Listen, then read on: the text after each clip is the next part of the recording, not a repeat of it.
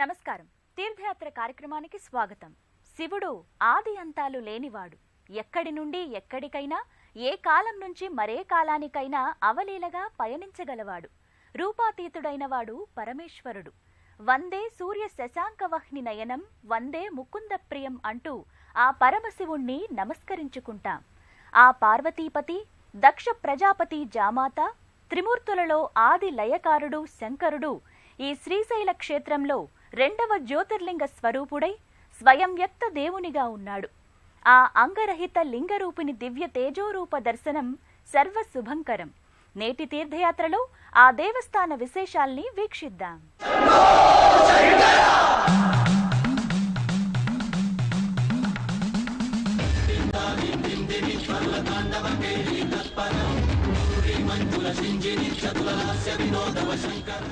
ఆ పరమేశ్వరుడు రెండవ జ్యోతిర్లింగ దేవస్థానంగా కొలువైన శ్రీశైల భ్రమరాంబ సమేత శ్రీ మల్లికార్జున స్వామివారి దేవస్థాన విశేషాలు నిన్నటి మొదటి భాగంలో వీక్షించాం కదా.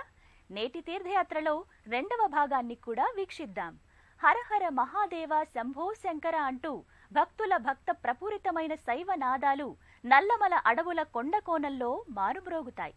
పర్వత శ్రేణుల నడుమ కృష్ణానది తరంగాల సంప్రోక్షణలు అందుకుంటూ భక్తజనులను బ్రోచేందుకు వెలసిన పరమేశ్వరుని దివ్యధామం శ్రీశైల భ్రమరాంబ మల్లికార్జున స్వామివారి దేవస్థానం.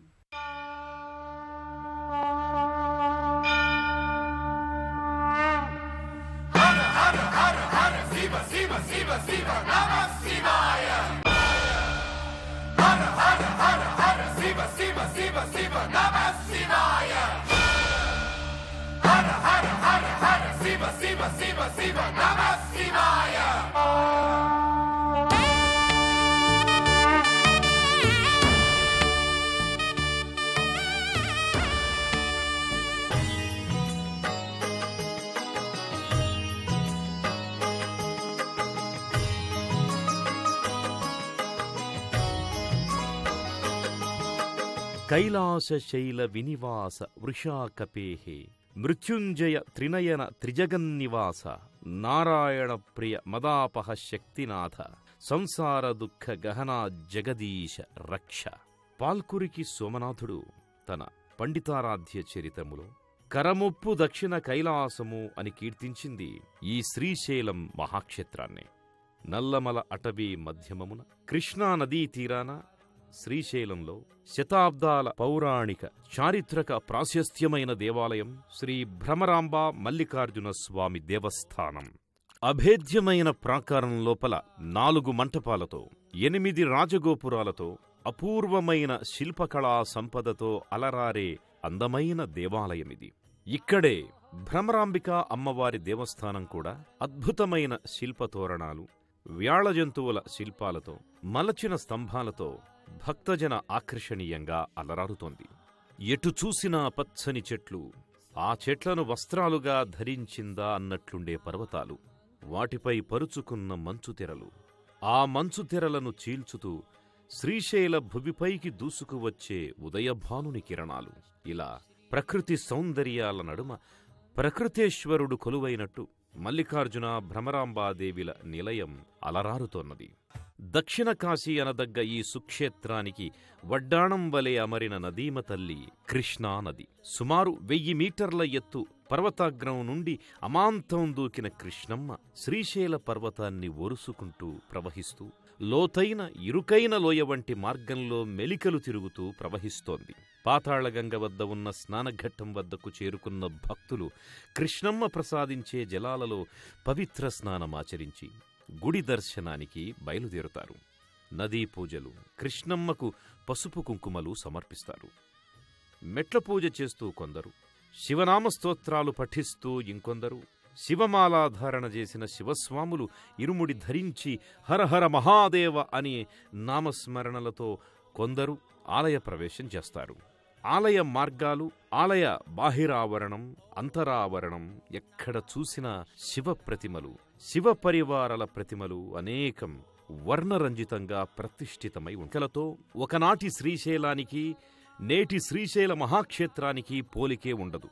ఇప్పుడు ఇదొక ఆహ్లాదకర భక్తిస్ఫోరక పర్యావరణ వీక్షణానందకర ఆముష్మిక ఆధ్యాత్మికానుచింతనల ప్రేరక స్థలిగా రూపాంతరం చెందింది.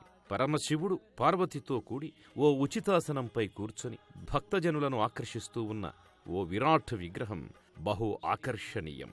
శ్రీశైల శిఖరాన్ని దర్శించిన వారికి పునర్జన్మ లేదని శాస్త్రాలు విశ్లేషిస్తున్నాయి.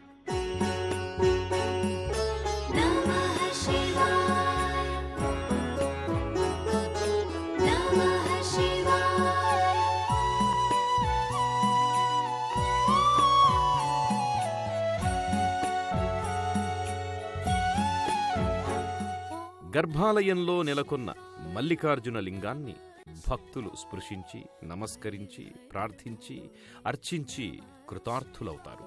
గర్భాలయం లోపలికి నేరుగా ప్రవేశించి మనోవాక్కాయ కర్మలతో త్రికరణ శుద్ధిగా మల్లికార్జున స్వామిని ఆరాధించుకునే వీలు ఆలయ పాలకవర్గం భక్తులకు కల్పించింది.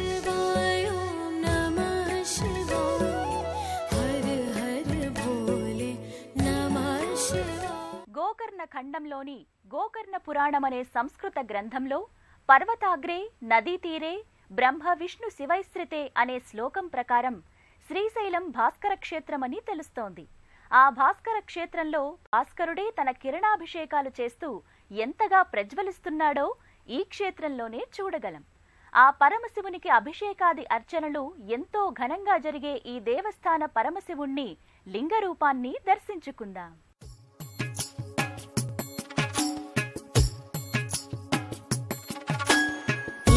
गिरीश नरेश परेश महेश विलेशय भूषण सांब सदा शिव शंभो शंकर शरणं मे तव चरणयुगम्.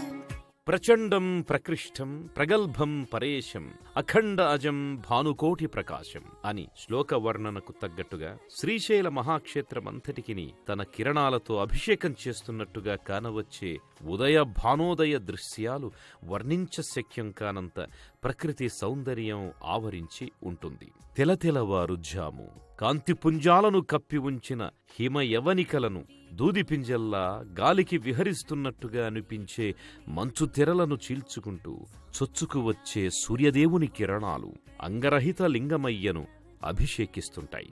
తాను వెలుగుల వేల్పు మాత్రమే కాదు, మండే సూర్యుణ్ణే కాదు, దిశాదశలను తెలిపే నక్షత్రాన్ని కూడా అంటూ నక్షత్ర సమానుడై చిత్ర విచిత్ర సూర్యదర్శనాలు అనుగ్రహిస్తాడు స్వామి. నల్లని మేనిఛాయతో ఉన్న శివలింగాన్ని తన కిరణాల వర్షంలో నిగనిగలాడిస్తున్నాడు ఆ దివాకరుడు. ఎక్కడైనా జలాభిషేకం, క్షీరాభిషేకం, దద్యాభిషేకం, ఘృతాభిషేకం వంటి నానావిధ ద్రవ్యాభిషేకాలు చూసిన కన్నులకు సూర్యకిరణాభిషేకాలు ఈ శ్రీశైల పర్వతంపై ప్రత్యేకమైనవిగా భక్తజనుల హృదయానురంజకంగా భాసిస్తాయి. శిఖర దర్శనం కోసం శిఖరేశ్వర సన్నిధి వద్ద ఉన్న రుబ్బురోలు నంది వద్ద కూడా దినకరుడు తన లేలేత కిరణాల చేతులతో ఆ చిరునంది వీపుపై గోముగా వెన్ను నిమురుతున్నట్టుగా ఉంటుంది. ఆ చిరునందీశ్వరుని శృంగ మధ్యమ శిఖర దర్శనం కూడా సూర్యకిరణాలతో ప్రాతకాల స్నానమాచరించే శిఖరం కానవస్తోందా అన్నంత రమణీయంగా ఉంటుంది. ఎందరో పురాణ పురుషులు, ముని పుంగవులు, చారిత్రక విశేషజ్ఞులు దర్శించి తరించిన క్షేత్రం ఇది. ఎందరో రాజన్యుల అటవీ వాసులైన చెంచుల నుంచి మహానగరవాసుల వరకు అందరూ సేవలు చేసి పుణ్య సముపార్జన చేసుకుంటున్న ప్రాంతం పరమ శైవ తీర్థమిది. జ్యోతిర్లింగ శక్తిపీఠ క్షేత్రం శ్రీశైలం. ఆ శ్రీశైల క్షేత్ర ప్రాముఖ్యతను రేఖామాత్రంగానైనా తెలుసుకుందాం. శ్రీశైల శిఖర దర్శన ప్రాశస్త్యాన్ని వీక్షిద్దాం.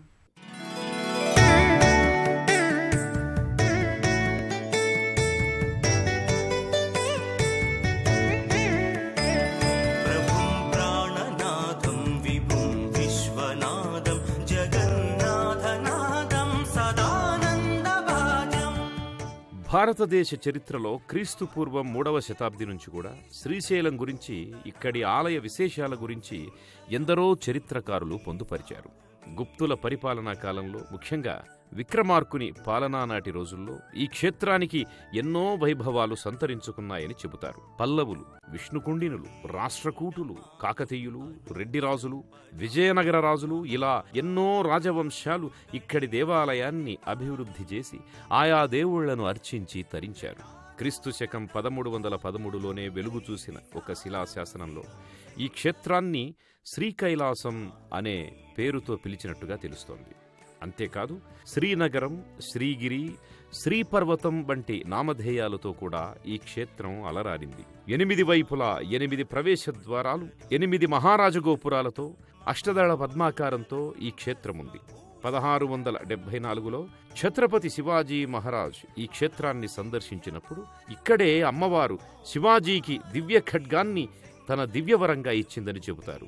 శంకర భగవత్పాదులు ఈ క్షేత్రంలో తపమాచరించి శివానంద సౌందర్యలహరి వంటి ఉద్గ్రంథాలు ఈ లోకానికి అందించారు. అటువంటి మునిపుంగవులు, ధర్మశాస్త్ర పరాయణులు ఈ ఆలయ ప్రాశస్త్యాన్ని వివరిస్తూ శ్రీశైల శిఖర దర్శనం మాత్రం చేతనే పునర్జన్మ అనేది లేకుండా ముక్తి లభిస్తుందని వివరించారు. అటువంటి శిఖర దర్శనం ఈ క్షేత్రానికే ప్రత్యేకమైనది. దూరంగా ఉన్న ఎత్తైన శిఖరేశ్వరం పైన ఒక రోలు వంటి దానిలో నవధాన్యాలు వేసి పొత్రంలా అమర్చిన చిరునందీశ్వరుని ప్రతిమను అటూ ఇటూ తిప్పుతూ ఆలయ శిఖరాన్ని వీక్షించినట్లయితే ఆ యొక్క పుణ్యఫలం లభిస్తుందని ఎందరో భక్తుల విశ్వాసం.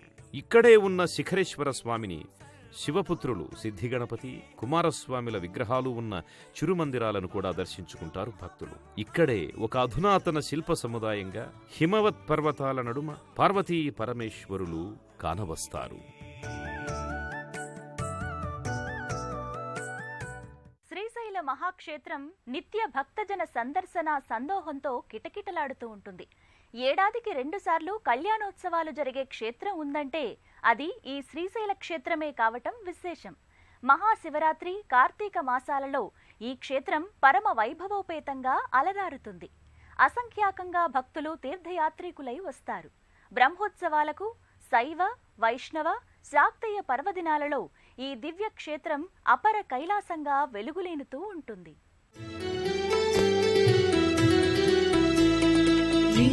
स्वरूप सर्वबुध प्रिय मंगलमूर्ति महेश शिव लूताधीश्वर रूप प्रिय शिव वेदांत प्रिय वेद्य शिव. ఈ ఆలయంలో కార్తీక దీపోత్సవాలు కమనీయమైన మనోజ్ఞమైన దృశ్యాలను ఆవిష్కరిస్తాయి. పుష్కరిణి చుట్టూ వివిధ ఆకృతుల్లో ఏర్పాటు చేసే దీప సముదాయాలు, కోటి దీపార్చన క్రతువుగా ఆలయ ప్రాకారాలన్నింట గోడలపైన విద్యుద్దీపాల తోరణాలతో పాటుగా అలంకరించిన వైనం చూడముచ్చటగా ఉంటుంది. మరో విశేషమైన, తప్పనిసరిగా చూచి తరించవలసిన క్రతువు స్వామివార్ల సేవ పుష్కరిణీ హారతి, ఏకహారతి, పంచకళికల హారతి, నాగహారతి, నక్షత్రహారతి, కుంభహారతి వంటి నానావిధ హారతులు లయబద్ధమైన ఘంటానాదాలతో, అంతే లయాన్విత హస్తాభినయాలతో పూజారులిచ్చే హారతి దృశ్యం ఎంతో మనోజ్ఞంగా విరాజిల్లుతోంది. ఆ సమయంలో పుష్కర జలాల నుంచి పైకి ఉబికి వచ్చే జలలింగేశ్వరుని రూపం, అభిషేకం, హారతి కన్నుల పండువలా భాసిల్లుతాయి. ఈ నేత్రపర్వాన్ని గగనతల వీక్షణం చేస్తే ఆ భక్తప్రపూరిత వాతావరణాన్ని వర్ణించడానికి అక్షరాల శక్తి చాలదు. ఆ దీపకాంతులలో మెరిసే ఆలయ బంగారపు విమాన శిఖరం మెరుపులినుతుంది.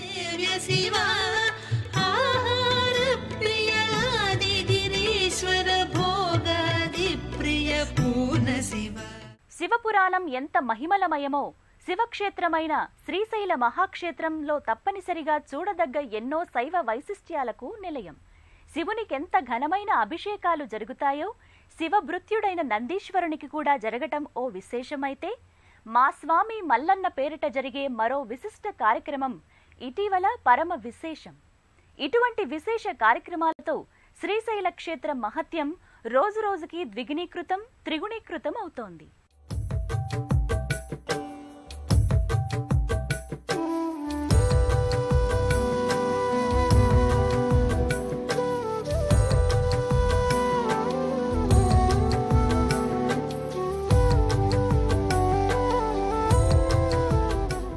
మల్లికార్జున స్వామి ఆలయంలో భక్తులకు ముందుగా దర్శనమిచ్చేది నందీశ్వరుడు.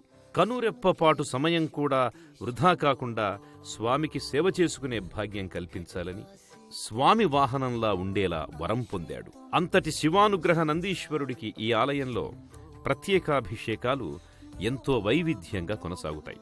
ఈ నందీశ్వరుణ్ణి శనగల నంది అంటారు. అందుకే నైవేద్యంగా మొలకెత్తిన శనగల్ని ఓ వస్త్రంలో మూటగట్టి నంది మూతికి కడతారు. ఈ ఆలయంలో జరిగే మరో మహత్తర కార్యక్రమాలు గిరి ప్రదక్షిణలు, శివపార్వతుల పల్లకీ సేవలు. మంగళ తూర్యారావాలు మ్రోగుతుండగా భక్తజనులు వెంటరాగా శివనామస్మరణలతో గిరి ప్రదక్షిణ కార్యక్రమం సాగుతుంది. భ్రమరాంబాదేవి, మల్లికార్జున స్వాములు ఎంతో సుందరంగా ముస్తాబై పల్లకిలో కొలువవ్వగా ప్రమథగణాల వలె భక్తులంతా వెంట నడిచి ఆలయ పరిసర ఆవరణంలో విహరింపజేస్తారు. మా ఊరి మల్లన్న, మా స్వామి మల్లన్న పేరిట మరో వినూత్న కార్యక్రమాన్ని కూడా ఎంతో జనాకర్షణంగా నిర్వహిస్తారు. చెంచుల ఇలవేల్పైన నల్లమల అడవిజాతుల అల్లుడిగా మల్లన్నను, చెంచువనితగా భ్రమరాంబను ఈ వాహనరథంలో వేంచేపు చేసి సమీప గ్రామాలన్నింట ప్రతి ఇంటికి తీసుకెడతారు. వారి ఇళ్ల ముంగిళ్లలోనే మల్లన్న భ్రమరాంబల కళ్యాణాన్ని నిర్వహిస్తారు. ఓం నమ శివాయ. శ్రీశైల మహాక్షేత్రానికి ఎగ్జిక్యూటివ్ ఆఫీసర్గా గత సంవత్సరం ఆగస్టు 20వ తారీఖున బాధ్యతలు తీసుకోవడం జరిగింది. అప్పటి నుంచి ఈ క్షేత్రము యొక్క పరిస్థితులను అవగాహన చేసుకొని ఇక్కడ ఉన్నటువంటి సాంప్రదాయ పద్ధతులను ఆకళింపు చేసుకొని ఇక్కడ ఉన్న ప్రభుత్వ ఉద్యోగులతో, స్థానికులతో, ప్రజాప్రతినిధులతో, వ్యాపారస్తులతోటి నిరంతరము సంప్రదిస్తూ నా వంతు బాధ్యతను అవగాహన చేసుకొని నిర్వహించడం జరుగుతోంది. ముఖ్యంగా క్షేత్రం అన్న తర్వాత సాంప్రదాయానికి పెద్దపీట వేయాలి. ఆలయ ప్రవేశం విభూతి ధారణ ఉండాలి అన్నటువంటిది గమనించి విభూతి ధారణను కంపల్సరీ చేశాము. ఎందుకంటే విభూతి మహిమను చాలా గ్రంథాలు వివరించాయి. ఈ విధంగా అన్ని రకాలైన ఏర్పాట్లు చేస్తూ తాగునీరు, మరి శానిటేషన్, క్యూ లైన్స్, ఆహారము, ఉచితంగా అన్నప్రసాదము, ఇటువంటి కార్యక్రమాలు అన్నింటినీ పర్యవేక్షించుకుంటున్నాము. స్వామివారి దయతో శివరాత్రి ఉత్సవాలను విజయవంతం చేసుకోగలమని భావిస్తున్నాను. ఇక్కడే ఉన్న మరికొన్ని ఉపాలయాలు, దర్శనీయ ప్రాంతాలలో హటకేశ్వర మందిరం, సాక్షి గణపతి మందిరం, పాతాళగంగా తదితర ప్రదేశాలు ముఖ్యమైనవి, మనోహరమైనవి. ఇక్కడ జరిగే మరికొన్ని ప్రత్యేక కార్యక్రమాలు కూడా ఎంతో ప్రాముఖ్యతను పొందుతున్నాయి.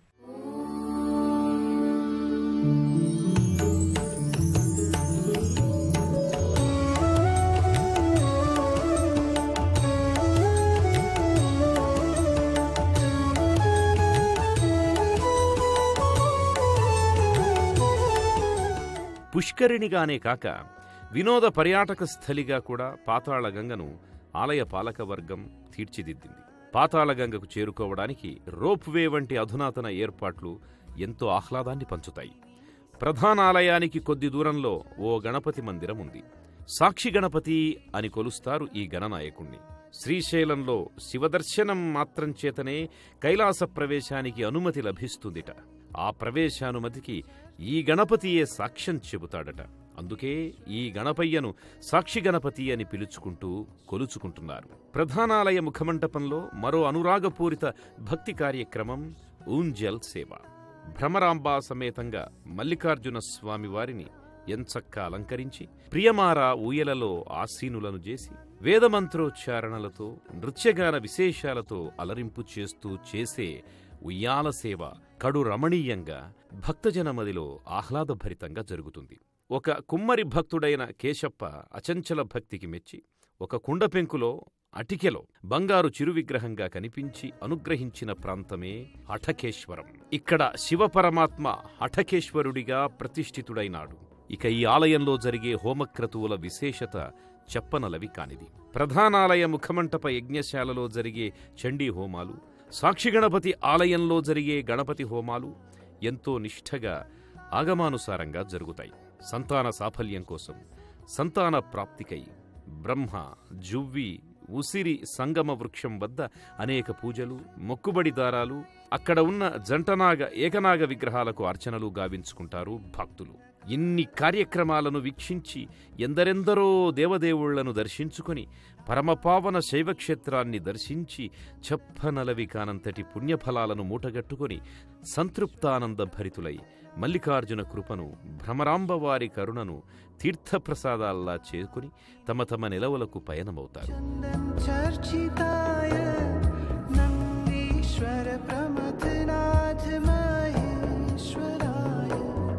శివపార్శ్వస్థితమాత శ్రీశైలే శుభపీఠకే భ్రమరాంబా మహాదేవి కరుణారస వీక్షణ జనత్క్వణత్కంకణ నూపురాయై పాదాబ్జరాజత్ఫణి నూపురాయ హేమాంగదాయ భుజాంగాంగదాయ నమఃశివాయై చ నమఃశివాయ.